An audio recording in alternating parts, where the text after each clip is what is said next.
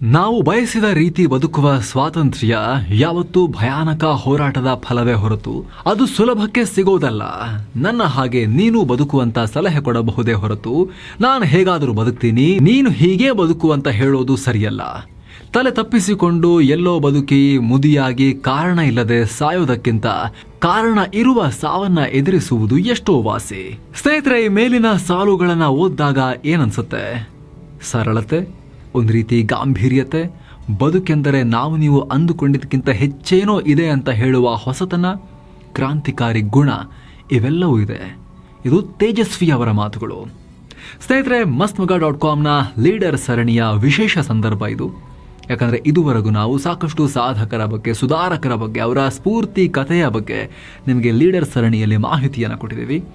ಆದರೆ ತಂದೆಯ ಬಳಿಕ ಅವರ ಮಗನ ಬಗ್ಗೆಯೂ ನೋಡ್ತಿರೋದು ಬಹುಶಃ ಇದೇ ಮೊದಲು ಅಂತ ಕಾಣುತ್ತೆ. ಇವತ್ತಿನ ಸಂಚಿಕೆಯಲ್ಲಿ KP ಪೂರ್ಣಚಂದ್ರ ತೇಜಸ್ವಿ ಅವರ ಬಗ್ಗೆ ನಾವು ನೋಡ್ತಾ ಹೋಗೋಣ. ನಿಜಕ್ಕೂ ತೇಜಸ್ವಿ ಅವರು ಯಾರು? ಸಮಾಜಕ್ಕೆ ಮತ್ತು ಕನ್ನಡ ಸಾಹಿತ್ಯಕ್ಕೆ ಅವರು ಕೊಟ್ಟ ಕೊಡುಗೆ ಏನು? ಸಾವಿರಾರು ಬರಹಗಾರರ ನಡುವೆ ಕನ್ನಡ ಓದುಗರ ಅಚ್ಚುಮೆಚ್ಚಿನ ಲೇಖಕರಾಗಿ ಇವತ್ತಿಗೂ ಅವರು ಉಳ್ಕೊಂಡಿದ್ದು ಹೇಗೆ? ಎಲ್ಲವನ್ನ ನೋಡ್ತಾ ಹೋಗೋಣ. ಅವರ ಜೀವನದ ಕೆಲ ಇಂಟ್ರೆಸ್ಟಿಂಗ್ ಘಟನೆಗಳನ್ನು ನಿಮ್ಮ ಮುಂದೆ ಇಡ್ತೀವಿ. ಕಡೆ ತನಕ ಮಿಸ್ ಮಾಡಿದೆ ನೋಡಿ. ಸ್ನೇಹಿತರೆ, ವಿಡಿಯೋ ಆರಂಭ ಮಾಡೋಕ್ಕಿಂತ ಮುಂಚೆ ಒಂದೆರಡು ವೈಯಕ್ತಿಕ ಮಾತು. ಚಿಕ್ಕಮಗಳೂರು ಜಿಲ್ಲೆಯ ಕೊಪ್ಪ ತಾಲೂಕಿನಲ್ಲಿ ಒಂದು ಹಳ್ಳಿಯಲ್ಲಿ ಹುಟ್ಟಿ, ಹಳ್ಳಿಯ ವಾತಾವರಣದಲ್ಲೇ ಬೆಳೆದು, ಸರ್ಕಾರಿ ಕಾಲೇಜಿನಲ್ಲಿ ಓದ್ತಾ, ಜರ್ನಲಿಸಮ್ ಏನು ಮಾಡಿರಲಿಲ್ಲ, ಆರ್ಟ್ಸ್ ಡಿಗ್ರಿಯನ್ನು ಮಾಡ್ತಾ, ಭವಿಷ್ಯದ ಬಗ್ಗೆ ಯಾವುದೇ ಕ್ಲಾರಿಟಿ ಇಲ್ಲದೆ ಕ್ರಿಕೆಟ್ ಆಡಿಕೊಂಡು, ಸುಮ್ಮನೆ ಹಳ್ಳಿಯ ಕಾಡು ಮೇಡನ್ನು ತಿರುಗಾಡಿಕೊಂಡು, ಹಳ್ಳದಲ್ಲಿ ಈಜೋಡ್ಕೊಂಡು ಇದ್ದಂತಹ ಸಂದರ್ಭದಲ್ಲಿ ತೇಜಸ್ವಿ ಅವರ ಬರಹ ಓದುವ ಹುಚ್ಚನ್ನು ನನಗೆ ಹತ್ತಿಸ್ತು. ತೇಜಸ್ವಿ ಅವರ ಬರಹ ನನ್ನನ್ನು ಪುಸ್ತಕದ ಲೋಕಕ್ಕೆ ಎಳ್ಕೊಂಡು ಹೋಯಿತು. ಪುಸ್ತಕದ ಲೋಕದ ಹೆಬ್ಬಾಗಿಲ ರೀತಿ ಕೆಲಸ ಮಾಡಿತು ತೇಜಸ್ವಿ ಅವರ ಬರಹಗಳು. ಓದುವ ಆ ಅಭ್ಯಾಸ ರೂಢಿಸ್ಕೊಂಡು ಹಲವಾರು ಪುಸ್ತಕಗಳನ್ನು ಓದೋಕೆ, ಜ್ಞಾನವನ್ನು ಹಂತ ಹಂತವಾಗಿ ಒಂದಷ್ಟು ಮಟ್ಟಿಗೆ ನಿಧಾನಕ್ಕೆ ಇಂಪ್ರೂವ್ ಮಾಡ್ಕೊಳ್ತಾ ಬರೋಕೆ, ಜೊತೆಗೆ ಬರವಣಿಗೆಯಲ್ಲಿ ಕನ್ನಡದಲ್ಲಿ ಒಂದಷ್ಟು ಸ್ಪಷ್ಟತೆಯನ್ನು ಗಳಿಸ್ಕೊಳ್ಳೋಕೆ, ಮುಂದೆ ಅದೇ ಓದುವ ಅಭ್ಯಾಸ ವಿಪರೀತಕ್ಕೆ ಹೋಗಿ ಹೋಗಿ ಹೋಗಿ ಮುಂದೊಂದಿನ ಮಾಧ್ಯಮ ಲೋಕದಲ್ಲಿ ಅವಕಾಶ ಓಪನ್ ಆದಾಗ ಆ ಎಕ್ಸಾಮನ್ನು ನಾನು ಬರಿಬಹುದು ಅಂತ ನನಗೆ ಅನಿಸೋಕೆ, ಬರೆದು ಪಾಸ್ ಆಗೋಕೆ, ಅದಾದ ಬಳಿಕ ಹಲವು ಅವಕಾಶಗಳನ್ನು ಪಡ್ಕೊಂಡು ಇವತ್ತು ಇಲ್ಲಿವರೆಗೂ ಬರೋಕೆ, ಕಳೆದ 14 ವರ್ಷಗಳ ಈ ಕರಿಯರ್, ವೃತ್ತಿ ಜೀವನ ಒಂದು ಮಟ್ಟಿಗೆ ತೃಪ್ತಿದಾಯಕವಾಗಿ ಸಾಗಿ ಬರೋಕೆ ಮೊದಲ ಸ್ಫೂರ್ತಿ ಅಥವಾ ಮೊದಲ ಬೂಸ್ಟರ್ ಡೋಸ್ ಅಂತ ಹೇಳಿದ್ರೆ KP ಪೂರ್ಣಚಂದ್ರ ತೇಜಸ್ವಿ ಅವರ ಬರಹಗಳು. ಒಂದು ರೀತಿಲಿ ಅವರ ಬರಹಗಳನ್ನು ನೋಡಿಕೊಂಡು ನಾನು ಬರವಣಿಗೆಯನ್ನು ಕಲಿತೆ. ನನ್ನ ಕನ್ನಡವನ್ನು ನಾನು ರಿಫೈನ್ ಮಾಡಿಕೊಂಡೆ. ಈ ಕ್ರಿಯೇಟಿವ್ ರೈಟಿಂಗ್ ಅಥವಾ ಸೃಜನಾತ್ಮಕ ಬರವಣಿಗೆ ನಿಧಾನಕ್ಕೆ ನಾನು ಕಲಿತಾ ಬಂದೆ. ಅದೇ ನನಗೆ ಮೊದಲ ಮೆಟ್ಟಿಲಾಯಿತು. ಬರಹಗಾರನಾಗಿ ಸುದ್ದಿ ಜಗತ್ತಿಗೆ ಕಾಲಿಡೋಕೆ ಸಾಧ್ಯ ಆಯಿತು. ಆಮೇಲೆ ಹಂತ ಹಂತವಾಗಿ ಮುಂದಿನ ಹೆಜ್ಜೆಗಳನ್ನಿಡೋಕೆ ಅದೇ ಫೌಂಡೇಶನ್ ಆಯಿತು ಅಂತ ಹೇಳೋಕೆ ಹೆಮ್ಮೆ ಆಗುತ್ತೆ. ಹಾಗಾಗಿ ಅವರಿಗೆ ದೊಡ್ಡ ಧನ್ಯವಾದಗಳನ್ನು ಅರ್ಪಿಸ್ತಾ, ಕೈ ಮುಗಿದು ಧನ್ಯವಾದಗಳನ್ನು ಹೇಳ್ತಾ, ಥ್ಯಾಂಕ್ಸ್ ಹೇಳ್ತಾ ಈ ವರದಿಯನ್ನು ನಾವು ಆರಂಭ ಮಾಡೋಣ. ಸ್ನೇಹಿತರೆ, ಇದು ನನ್ನ ವೈಯಕ್ತಿಕ ವಿಚಾರವಾಗಿರ್ಬೋದು. ನಿಮ್ಮಲ್ಲೂ ತುಂಬ ಜನಕ್ಕೆ ಅವರೇ ಬರವಣಿಗೆಯ ಅಥವಾ ಓದಿನ ಪ್ರಪಂಚಕ್ಕೆ ಮೊದಲ ಬಾಗಿಲ ಆಗಿರಬಹುದು. ಹಾಗನ್ಸಿದ್ರೆ ನೀವು ಕಾಮೆಂಟ್ ಮಾಡಿ ತಿಳಿಸ್ಬೋದು.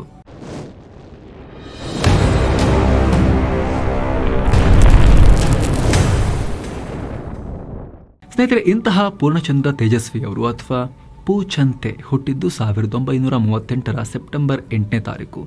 ತಂದೆ ಪುಟ್ಟಪ್ಪ ಅಥವಾ ಕರ್ನಾಟಕ ರತ್ನ ವಿಶ್ವಕವಿ ಕುವೆಂಪು, ತಾಯಿ ಹೇಮಾವತಿ.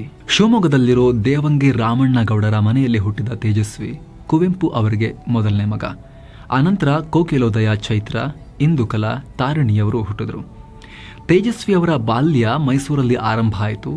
ಸ್ಕೂಲ್ ಅಂದ್ರೇನೆ ಹೆದರ್ತಾ ಇದ್ದ ಬಾಲಕ ತೇಜಸ್ವಿ ಮೊದಲನೇ ದಿನವೇ ಓಡ್ ಹೋಗಿದ್ರಂತೆ ಬೇಡ ಅಂತ. ಎಷ್ಟರ ಮಟ್ಟಿಗಂದ್ರೆ ಕುವೆಂಪು ಮಗನನ್ನ ಸ್ಕೂಲ್ಗೆ ಬಿಟ್ಟು ಮನೆಗೆ ಸೇರೋಕ್ಕೂ ಮುಂಚೆ ತೇಜಸ್ವಿ ಮನೆಗೆ ಓಡಬಂದಾಗಿತ್ತಂತೆ. ಹೀಗಾಗಿ ನಂಜುಂಡಯ್ಯ ಅನ್ನೋರ ಮೂಲಕ ಅವರಿಗೆ ಮನೆಯಲ್ಲಿ ಶಿಕ್ಷಣ ಕೊಡಿಸಲಾಗುತ್ತೆ. ಬಳಿಕ ಹತ್ತಿರ ಇದ್ದ ಶಿಶು ವಿಹಾರದಲ್ಲಿ ಅವರ ಪ್ರಾಥಮಿಕ ಶಿಕ್ಷಣ ಆರಂಭ ಆಗುತ್ತೆ. ಆಮೇಲೆ ಶಿವಮೊಗ್ಗದಲ್ಲಿ ವಿದ್ಯಾಭ್ಯಾಸ ಮಾಡಿದ ತೇಜಸ್ವಿ ಅವರು ಮತ್ತೆ ಮೈಸೂರು ಯೂನಿವರ್ಸಿಟಿಯಲ್ಲಿ ಕನ್ನಡ MA ಮಾಡ್ತಾರೆ. ಹಾಗೆ ನೋಡಿದ್ರೆ ಸ್ಕೂಲ್ನಲ್ಲಿದ್ದಾಗ ಸಾಕಷ್ಟು ಸಲ ಫೇಲ್ ಆಗಿದ್ರು. ಗಣಿತ ಮತ್ತು ಇಂಗ್ಲಿಷ್ ಸಬ್ಜೆಕ್ಟ್ ತೇಜಸ್ವಿ ಅವ್ರನ್ನ ತುಂಬ ಕಾಡ್ತಾ ಇದ್ವು. ಸಾಕ್ಷಾತ್ ಕುವೆಂಪು ಅವರೇ ಪ್ರಯತ್ನ ಮಾಡಿದ್ರು ಕೂಡ ತಲೆಗೆ ಹತ್ತುತ್ತಾ ಇರಲಿಲ್ಲ. ಆದರೆ ಬೆಳೀತಾ ಬೆಳೀತಾ ತೇಜಸ್ವಿ ಸ್ವಂತ ಶ್ರಮದಿಂದ ಇಂಗ್ಲಿಷ್ ಭಾಷೆಯನ್ನು ಅರ್ಥಕೊಂಡ್ರು. ಬಾಲ್ಯದಿಂದ ತುಂಟರಾಗಿದ್ದ ತೇಜಸ್ವಿ ಮೀನು ಹಿಡಿಯೋದು, ಹೊಲ ಸುತ್ತೋದು ತುಂಬ ಇಷ್ಟಪಡ್ತಾ ಇದ್ರು. ತಂದೆ ಎಷ್ಟೇ ಬೈತಾ ಇದ್ರು ಕೂಡ ತಂಗಿಯರನ್ನ ಕರ್ಕೊಂಡು ಮೈಸೂರಿನ ಕೆರೆ ಹೊಂಡಗಳಿಗೆ ಮೀನು ಹಿಡಿಯೋಕೆ ಓಡ್ತಾ ಇದ್ರು. ಜೊತೆಗಿದ್ದವರು ರ್ಯಾಂಕ್, ಕರಿಯರ್ ಅಂತ ಮಾತನಾಡ್ತಿದ್ದಾರೆ. ತೇಜಸ್ವಿ ಅವರ ಆಲೋಚನೆಗಳು ಬೇರೆ ರೀತಿಲಿರ್ತಾ ಇದ್ವು. ವಿಚಾರಗಳನ್ನು ತಿಳ್ಕೊಂಡ್ರೆ ಸಾಕು, ಮನುಷ್ಯರಾಗಿ ಬದುಕೋಕೆ ಅದೆಲ್ಲ ಯಾಕೆ ಓದಬೇಕು ಅಂತ ಅದನ್ನೇ ಯಾವಾಗಲೂ ಹೇಳ್ತಾ ಇದ್ರು. ಪ್ರಗತಿಶೀಲ ಚಳುವಳಿಗಾರ, ಕಾಲೇಜಲ್ಲಿ ಪ್ರೇಮಾಂಕುರ. ತೇಜಸ್ವಿ ಅವರಿಗೆ ಮನೆಯಲ್ಲಿನ ವಾತಾವರಣ, ತಂದೆಯ ಸಾಹಿತ್ಯಗಳು ಗಾಢ ಪ್ರಭಾವ ಬೀರಿದ್ವು. ಹೀಗಾಗಿ ಕಾಲೇಜುಗಳಲ್ಲಿ ಮತ್ತು ಹೊರಗೆ ಸಾಕಷ್ಟು ಹೋರಾಟ, ಪ್ರತಿಭಟನೆಗಳಲ್ಲಿ ಅವರು ಭಾಗಿಯಾದರು. ಸಮಾಜವಾದಿ ಚಿಂತನೆಗಳಿಂದ ಪ್ರೇರಣೆ ಪಡೆದಿದ್ದ P Lankesh, professor Nanjundaswamy, U R Ananthamurthy, Devanuru Mahadeva, Kadidalu Shamanna ಇವರೆಲ್ಲರೊಂದಿಗೆ ಸೇರಿಕೊಂಡು ಜಾತಿ ವಿನಾಶ, ರೈತ ಚಳುವಳಿ, ಪರಿಸರ ಚಳುವಳಿ ಇತ್ಯಾದಿ ಚಳುವಳಿಗಳಲ್ಲಿ ಇವರು ಪಾಲ್ಗೊಂಡ್ರು. ಇನ್ನು ಮೈಸೂರು ಯೂನಿವರ್ಸಿಟಿಯಲ್ಲಿರುವಾಗಲೇ ರಾಜೇಶ್ವರಿ ಅವರ ಪರಿಚಯ ಆಯಿತು. ಇಬ್ಬರ ಸ್ನೇಹ ಪ್ರೀತಿ ಆಯಿತು. ರಾಜೇಶ್ವರಿಯವರು ಬೆಂಗಳೂರಿಗೆ ಹೋದ್ಮೇಲೆ ಇವರ ಪ್ರೇಮ ನಿವೇದನೆಗಳು ಬೆಂಗಳೂರಿನಿಂದ ಮೈಸೂರಿಗೆ ಪ್ರಯಾಣ ಮಾಡ್ತಾ ಇರ್ತವೆ. ಈ ನಡುವೆ ಓದು ಮುಗಿಸಿ ತೇಜಸ್ವಿ ಪ್ರಿಂಟಿಂಗ್ ಪ್ರೆಸ್ ಶುರು ಮಾಡ್ತಾರೆ. ಅದು ಯಶಸ್ಸನ್ನು ಕಾಣಲ್ಲ. ಹೀಗಾಗಿ ಮಲೆನಾಡಿಗೆ ಹೋಗ್ತಾರೆ. ಒಂದು ರೀತಿ ಮರಳಿ ಮಲೆನಾಡಿಗೆ ರೀತಿಯಲ್ಲಿ. ಮೂಡಿಗೆರೆ ಹಾದಿ ಹಿಡಿದ ತೇಜಸ್ವಿ 28ನೇ ವಯಸ್ಸಿಗೆ ಮಂತ್ರ ಮಾಂಗಲ್ಯ. ತಂದೆ ಕಾಡಿಂದ ನಾಡಿಗೆ ಬಂದ್ರು, ಮಗ ನಾಡಿಂದ ಕಾಡಿಗೆ ಹೋದ್ರು ಅಂತ ತೇಜಸ್ವಿ ಅವ್ರನ್ನ ಪ್ರೀತಿಯಿಂದ ಅಣುಕಿಸಲಾಗತ್ತೆ. ಯಾಕಂದ್ರೆ ಕುವೆಂಪು ಮಲೆನಾಡಿನಲ್ಲೇ ಹುಟ್ಟಿದ್ರು ಕೂಡ ಅವರು ತಮ್ಮ ಕಾರ್ಯಕ್ಷೇತ್ರವಾಗಿ ಆಯ್ಕೆ ಮಾಡಿಕೊಂಡಿದ್ದು ಅಥವಾ ಕೈಬೀಸಿ ಅವರನ್ನ ಕರೆದಿದ್ದು ಮೈಸೂರು. ಆದರೆ ತೇಜಸ್ವಿ ನಗರದಲ್ಲಿ ಬೆಳೆದು ಹಳ್ಳಿ ಕಡೆಗೆ ಹೋದರು. ತಂದೆ ಅಷ್ಟೆಲ್ಲ ಹೆಸರು ಮಾಡಿದ್ದಂಥವರು, ಪ್ರಭಾವಿಗಳಾಗಿದ್ದವರು. ಮನಸ್ಸು ಮಾಡಿದ್ರೆ ಆಯಕಟ್ಟಿನ ಜಾಗದಲ್ಲಿ ಆರಾಮಾಗಿ ಹೋಗಿ ಕೂರ್ಬೋದಾಗಿತ್ತು. ಆದರೆ ತೇಜಸ್ವಿ ಅದು ಯಾವುದನ್ನು ಮಾಡಲಿಲ್ಲ. ಮೂಡಿಗೆರೆ ಸಮೀಪ ಕಾಡಿನ ನಡುವೆ ಹೊಲ ಗದ್ದೆಗಳ ಮಧ್ಯಕ್ಕೆ ಬಂದ್ಬಿಟ್ರು. ಆರಂಭದಲ್ಲಿ ತುಂಬ ಕಷ್ಟಪಟ್ಟರು ಅಂತ ಅವರು ಗೊತ್ತಿದ್ದವರು ಹೇಳ್ಕೊಂಡಿದ್ದಾರೆ. 10 ವರ್ಷ ಕರೆಂಟೇ ಇಲ್ಲದೆ ಜೀವನ ಮಾಡಿದ್ರು ತೇಜಸ್ವಿ. ವಿಶೇಷ ಅಂದರೆ ಸೀಮೆಎಣ್ಣೆ ದೀಪದಲ್ಲೇ ಅವರು ಕರ್ವಾಲೋ ಕಾದಂಬರಿಯನ್ನು ಬರೆದ್ರು ಅಂತ ಅವರ ಪತ್ನಿ ಹೇಳ್ಕೊಂಡಿದ್ದಾರೆ. ಆದರೆ ಅದು ಯಾವುದು ಅವರಿಗೆ ಕಾಡಲಿಲ್ಲ, ಕಷ್ಟ ಅಂತ ಅನ್ನಿಸ್ಲಿಲ್ಲ. ಹೊಸ ರೀತಿಯಲ್ಲಿ ಬದುಕಬೇಕು, ನಾನು ಬಯಸಿದಂತೆ ಬದುಕಬೇಕು ಅನ್ನೋ ಇಷ್ಟ ಅವರಿಗಿತ್ತು. ಮೈಸೂರಲ್ಲಿದ್ದಾಗ ನಮ್ಮ ಅಪ್ಪ ಏನಕ್ಕಾದರೂ ಅಷ್ಟು ಚೆನ್ನಾಗಿರೋ ಕಾಡನ್ನು ಬಿಟ್ಟು ಇಲ್ಲಿಗೆ ಬಂದರು ಅಂತ ಹೇಳ್ಕೊಳ್ತಾ ಇದ್ರಂತೆ. ಅಷ್ಟರ ಮಟ್ಟಿಗೆ ಅವರಿಗೆ ನಗರ ಪ್ರದೇಶಗಳ ಬಗ್ಗೆ ಒಂದು ರೀತಿ ಅಸಮಾಧಾನ ಇತ್ತು. ಆಗಿನ ಮೈಸೂರೇನು ಇವಾಗಿನ ಥರ ದೊಡ್ಡ ನಗರ ಆಗಿರಲಿಲ್ಲ. ಒಂಥರ ಸಾಂಪ್ರದಾಯಿಕ ನಗರವಾಗಿ ಚಿಕ್ಕದಾಗಿ ಚೊಕ್ಕದಾಗೆ ಇತ್ತು. ಈಗಿನ ರೀತಿಯಲ್ಲಿ ವಿಪರೀತ ವಾಹನ, ಟ್ರಾಫಿಕ್ಕು, ಸಿಗ್ನಲ್ಲು, ಪೊಲ್ಯೂಷನ್ ಏನು ಇರಲಿಲ್ಲ ಆಗ. ಆದರೂ ಅವರಿಗೆ ಕಾಡು ಚೆನ್ನಾಗಂತ ಅನ್ನಿಸ್ತಾ ಇತ್ತು. ತೋಟ ಮಾಡಿಕೊಂಡು ಬೆಟ್ಟ ಗುಡ್ಡ ಅಲಿಯೋದು, ಕಾಡಲ್ಲಿ ಶಿಕಾರಿ ಮಾಡೋದು, ಮೀನು ಹಿಡಿಯೋದು ತೇಜಸ್ವಿಗೆ ಇಷ್ಟದ ಹವ್ಯಾಸ ಆಗಿತ್ತು. ಇವರ ಈ ವರ್ತನೆ ನೋಡಿ ಅವರಿಗೆಲ್ಲರೂ ಕೂಡ ಹಿರಿಯರೆಲ್ಲ ಇವನು ಹಾಳಾಗೋದ ಅಂತ ಹೇಳ್ತಿದ್ರಂತೆ. ಹೀಗಿರುವಾಗಲೇ 1966ರಲ್ಲಿ ಗೆಳತಿ ರಾಜೇಶ್ವರಿ ಅವರೊಂದಿಗೆ ಮದುವೆ ಆಯಿತು ಇವರಿಗೆ. ಚಿಕ್ಕಮಗಳೂರಿನ ಗೋಣಿಬೀಡು ಬಳಿಯ ಚಿತ್ರಕೂಟ ತೋಟದಲ್ಲಿ ಮಂತ್ರ ಮಾಂಗಲ್ಯ ಆದರು. ತಾವೇ ರೂಪಿಸಿದ್ದ ಈ ಹೊಸ ಮಾದರಿಯ ಮದುವೆಯನ್ನು ಕುವೆಂಪು ತಾವೇ ಮುಂದೆ ನಿಂತು ಮಗನಿಗೆ ಮಾಡ್ತಾರೆ. ಮುಂದೆ ಸುಸ್ಮಿತಾ, ಈಶಾನ್ಯ ಅಂತ ಇವರಿಗೆ ಇಬ್ಬರು ಮಕ್ಕಳಾಗ್ತಾರೆ. ಸಾಹಿತ್ಯಕ್ಕೆ ಬಂದಿದ್ದ ಹೇಗೆ ತೇಜಸ್ವಿ? ಹೆಚ್ಚಿನ ವಿವರಣೆ ಬೇಕಾಗಿಲ್ಲ ಇದಕ್ಕೆ, ಯಾಕಂದ್ರೆ ಮನೆಯಲ್ಲಿ ಸಾಹಿತ್ಯದ ವಾತಾವರಣ ಇತ್ತು. ಅಪ್ಪನ ಹಾದಿಯಲ್ಲಿ ನಗರವಾಸಿ ಆಗದೇ ಇದ್ರೂ ಕೂಡ ತೇಜಸ್ವಿ ಬರವಣಿಗೆ ಬಹಳ ಇಷ್ಟ ಇತ್ತು. ಹಾಗೆ ನೋಡಿದ್ರೆ ಕುವೆಂಪು ಅವರ ಕ್ಲಾಸಿಕ್ ಬರಹಗಳಿಗಿಂತ ಹೆಚ್ಚಾಗಿ ಹೊಸ ತಲೆಮಾರಿನ ಯುವ ಓದುಗರಿಗೆ ತೇಜಸ್ವಿ ಅವರ ಕ್ಲಾಸ್ ವಿತ್ ಮಾಸ್ ಬರಹ ತುಂಬ ಇಷ್ಟ ಆಗುತ್ತೆ. ವಿಶೇಷ ಅಂದರೆ ಆರಂಭದ ದಿನಗಳಲ್ಲಿ ಹುಡುಗಿ ಹೆಸರಲ್ಲೂ ಲೇಖನ ಬರಿತಾ ಇದ್ರಂತೆ. ಪಿ ಲಂಕೇಶ್ ಸಂಪಾದಿಸಿದ್ದ ಅಕ್ಷರ ಹೊಸ ಕಾವ್ಯ ಪುಸ್ತಕದಲ್ಲಿ ನಳಿನಿ ದೇಶಪಾಂಡೆ ಹೆಸರಲ್ಲಿ ಬರೆದಿರೋ 2 ಕವಿತೆ ಪ್ರಕಟ ಆಗಿವೆ. ಅದು ನಳಿನಿನೂ ಆಗಿರಲಿಲ್ಲ, ದೇಶನೂ ಆಗಿರಲಿಲ್ಲ, ಪಾಂಡೆನೂ ಆಗಿರಲಿಲ್ಲ, ತೇಜಸ್ವಿ ಅವರಾಗಿದ್ರು. 19ನೇ ವಯಸ್ಸಿಗೆ ಅಂದರೆ 1957ರಲ್ಲೇ ಪ್ರಜಾವಾಣಿ ಪತ್ರಿಕೆಯಲ್ಲಿ ಅವರು ಕತೆ ಬರೆದಿದ್ರು. ಲಿಂಗ ಬಂದ ಅನ್ನೋ ಕತೆ ಬರೆದಿದ್ರಂತೆ. ಇದನ್ನ ತೇಜಸ್ವಿ ಅವರು ಬರೆದ ಮೊದಲ ಕತೆ ಅಂತ ಹೇಳಲಾಗುತ್ತೆ.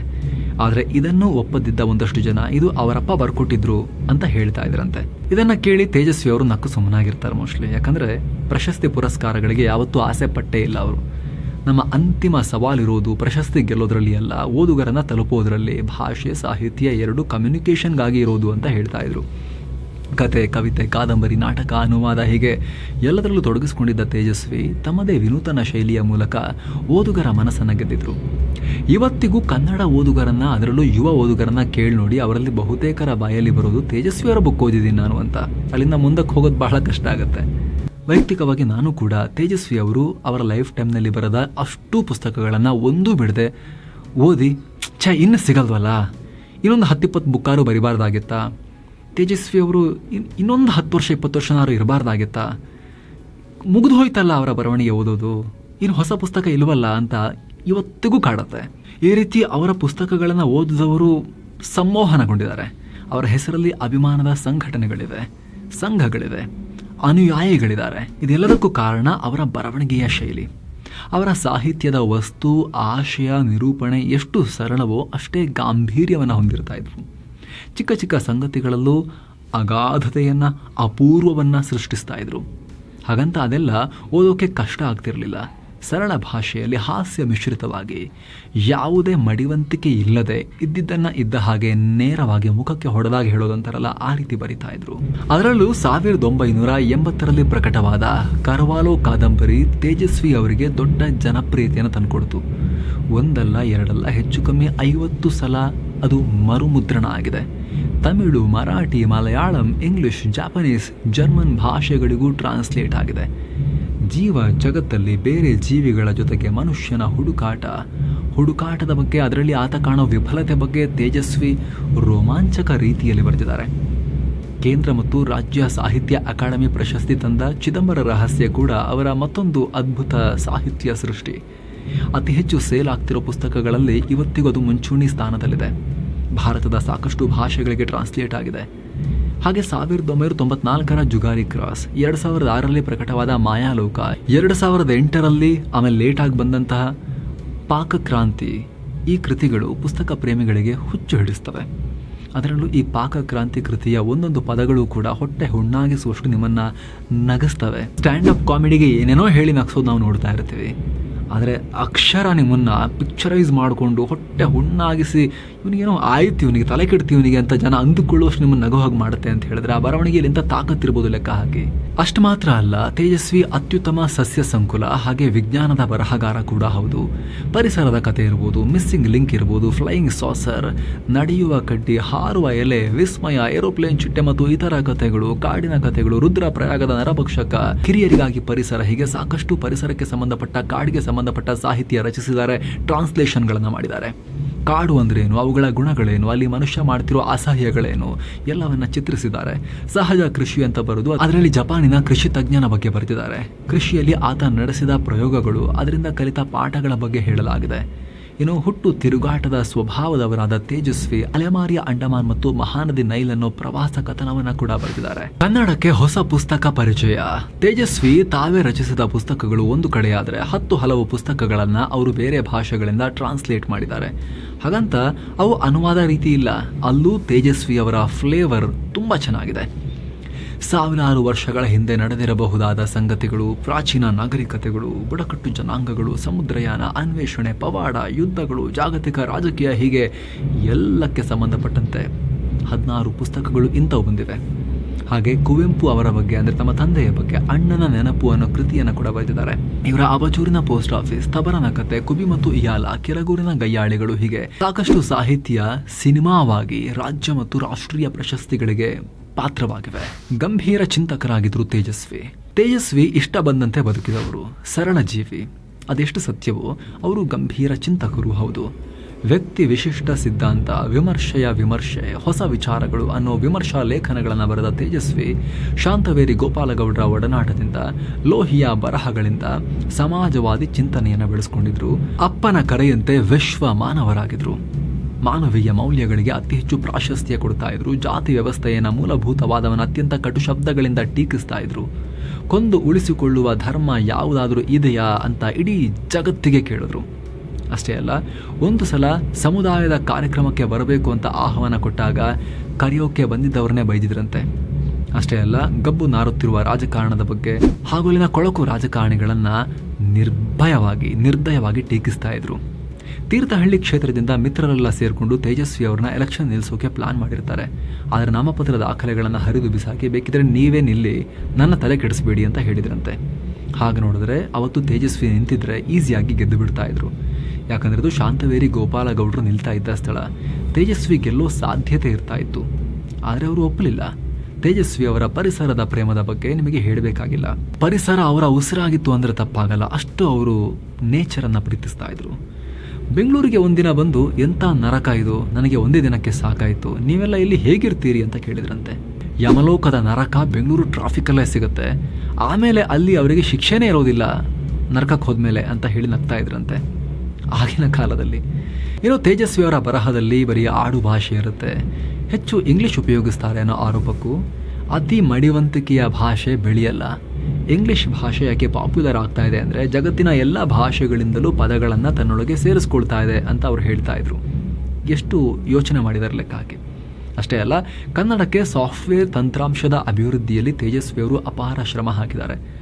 ಕ್ಯಾಮರಾವನ್ನು ಅತಿ ಹೆಚ್ಚು ಇಷ್ಟಪಡ್ತಾ ಇದ್ದ ತೇಜಸ್ವಿ ಕುತ್ತಿಗೆಯಲ್ಲಿ ಯಾವಾಗಲೂ ಕ್ಯಾಮರಾ ನೇತಾಡಿಸ್ಕೊಂಡು ಓಡಾಡ್ತಾ ಇದ್ರು. ಅಷ್ಟೇ ಅಲ್ಲ, ಗೆಳೆಯರು ಫಾರಿನ್ಗೆ ಹೋದರೆ ಒಳ್ಳೆ ಕ್ಯಾಮರಾ ತಗೋಬಾ ಅಂತಿದ್ರಂತೆ. ಆಗ ನೀನೇನು ಕ್ಯಾಮರಾ ತಿಂತೀಯಾ ಹೇಗೆ ಅಂತ ತೇಜಸ್ವಿ ಅವರನ್ನ ಮಿತ್ರರು ಕೇಳ್ತಾ ಇದ್ರಂತೆ. ಕ್ಯಾಮರಾ ಹಾಕು, ಕಾಡಲ್ಲಿ ಸುತ್ತಾಡು, ಫೋಟೋಗ್ರಫಿ ಮಾಡು, ಅಂತಹ ಮಲ್ಟಿ ಡೈಮೆನ್ಷನಲ್ ಕ್ಯಾರೆಕ್ಟರ್ ಆಗಿದ್ರು ಪೂರ್ಣಚಂದ್ರ ತೇಜಸ್ವಿ ಅವರು. ಒಟ್ಟಾರೆ ಭಿನ್ನವಾಗಿ ಬರಿಬೇಕಾದ್ರೆ ಭಿನ್ನವಾಗಿ ಬದುಕಬೇಕು ಅಂತ ಇದ್ದ ತೇಜಸ್ವಿ ತಂದೆಯ ನೆರಳಿನಿಂದ ಆಚೆ ಬಂದು ನಿಂತುಕೊಂಡು ಕನ್ನಡ ಸಾಹಿತ್ಯದಲ್ಲಿ ತಮ್ಮದೇ ದೊಡ್ಡ ಸ್ಥಾನವನ್ನು ಪಡ್ಕೊಂಡ್ರು. ಅಷ್ಟೇ ಅಲ್ಲ, ಕನ್ನಡದ ಸಾಮಾಜಿಕ ವ್ಯವಸ್ಥೆಯಲ್ಲಿ ಇಲ್ಲಿನ ಭಾಷೆಗೆ, ಇಲ್ಲಿನ ಸಂಸ್ಕೃತಿಗೆ ದೊಡ್ಡ ಕೊಡುಗೆಯನ್ನು ಕೊಟ್ಟರು. ಹಾಗಂತ ಅವರು ಇದನ್ನೆಲ್ಲ ಇಟ್ಕೊಂಡು ಮೆರೆಯೋಕ್ಕೂ ಹೋಗಲಿಲ್ಲ. ಕನ್ನಡಿಗರು ನನ್ನ ಕೃತಿಗಳಿಗೆ ಮತ್ತು ನನಗೆ ಆ ಯೋಗ್ಯತೆಗೆ ಮೀರಿದ ಮನ್ನಣೆ ಕೊಟ್ಟಿದ್ದಾರೆ, ಅವರ ಋಣಭಾರದ ನಾನಿದ್ದೀನಿ ಅಂತ ಹೇಳ್ತಾ ಇದ್ರು. ಹೀಗೆ ಆಟ, ಹುಡುಗಾಟ, ಸರಳ ಸಜ್ಜನಿಕೆ, ಗಂಭೀರ ಚಿಂತನೆಗಳಿಂದ 68 ವರ್ಷ ಜೀವನ ನಡೆಸಿದ ತೇಜಸ್ವಿ ಏಪ್ರಿಲ್ 5, 2007 ಇಸ್ವಿಯಲ್ಲಿ ಮೂಡಿಗೆರೆಯಲ್ಲಿ ದೇಹಾಂತ್ಯವಾದರು. ಇನ್ನು 16 ವರ್ಷ ಬದುಕಿ 16 ಪುಸ್ತಕಗಳನ್ನು ಕೊಡಬೇಕಾಗಿದ್ದ ತೇಜಸ್ವಿ ಅವರು ಈ ರೀತಿ ಹೃದಯಾಘಾತ ಉಂಟಾಗಿ ಬೇಗ ನಮ್ಮನ್ನೆಲ್ಲ ಬಿಟ್ಟು ಹೋಗಿಬಿಟ್ರು. ರೈತರಾಗಿ, ಬರಹಗಾರರಾಗಿ, ಫೋಟೋಗ್ರಫರ್ ಆಗಿ, ಪೇಂಟರ್ ಆಗಿ, ಹೀಗೆ ಬಹುಮುಖ ಪ್ರತಿಭೆಯಾಗಿ ಬದುಕಿದ ತೇಜಸ್ವಿ ಇವತ್ತಿಗೂ ತಮ್ಮ ಬರಹಗಳ ಮೂಲಕ, ತಮ್ಮ ಚಿಂತನೆಗಳ ಮೂಲಕ ಕನ್ನಡಿಗರೊಂದಿಗೆ ಜೀವಂತವಾಗಿದ್ದಾರೆ, ಎಲ್ಲರನ್ನ ಎಚ್ಚರಿಸ್ತಾ ಇದ್ದಾರೆ. ಇವತ್ತೂ ಕೂಡ ನಾವು ಬಲಪಂಥೀಯರು ಅಂತ ಹೇಳ್ಕೊಳ್ಳೋರು ಅವರ ಒಂದಷ್ಟು ಲೈನ್ಗಳನ್ನು ಅವ್ರಿಗೆ ಬೇಕಾದಾಗೆ ತಿರುಗಿಸಿ, ಎಡಪಂಥೀಯರು ಅಂತ ಹೇಳ್ಕೊಳ್ಳೋರು ಅವ್ರಿಗೆ ಬೇಕಾದಾಗೆ ತಿರುಗಿಸಿ ಅವ್ರನ್ನ ಪಂಥಗಳಿಗೆ ಎಳೆಯೋ ಪ್ರಯತ್ನವನ್ನು ಮಾಡ್ತಾ ಇರ್ತಾರೆ. ಆದರೆ ಸ್ನೇಹಿತರೆ, ಎಲ್ಲರೂ ಅರ್ಥ ಮಾಡ್ಕೋಬೇಕಾಗಿರೋದೇನು ಅಂದರೆ ಅವರು ಯಾವ ಪಂಥೀಯರೂ ಆಗಿರಲಿಲ್ಲ, ಅವರು ವಿಶ್ವಮಾನವರಾಗಿದ್ದರು. ಎಲ್ಲದರಲ್ಲೂ ಇರೋ ಒಳ್ಳೆಯದನ್ನು ಅಪ್ರಿಷಿಯೇಟ್ ಮಾಡ್ತಾ, ಎಲ್ಲದರಲ್ಲೂ ಇರೋ ಕೆಡುಕುಗಳನ್ನು ಟೀಕಿಸ್ತಾ ಅವರೊಬ್ಬ ವಿಶ್ವಮಾನವರಾಗಿದ್ದರು. ಇನ್ನೊಂದು ಸಲ ಯಾರಾದರೂ ದೂರ್ತರು ಇಂತಹ ಪಂಥ ಅಂತ ಅವ್ರನ್ನ ಎಳೆಯೋಕ್ಕೆ ಪ್ರಯತ್ನ ಪಟ್ಟರೆ ಅವರಿಗಿದನ್ನು ತಿಳಿಸಿ, ಅವರು ವಿಶ್ವಮಾನವ, ಪಂಥೀಯ ಅಲ್ಲ ಅಂತ. ಥ್ಯಾಂಕ್ ಯು ಸೋ ಮಚ್ ಸ್ನೇಹಿತರೆ. ಮತ್ತೆ ಭೇಟಿ ಆಗ್ತಿರೋಣ. ನಮಸ್ತೆ.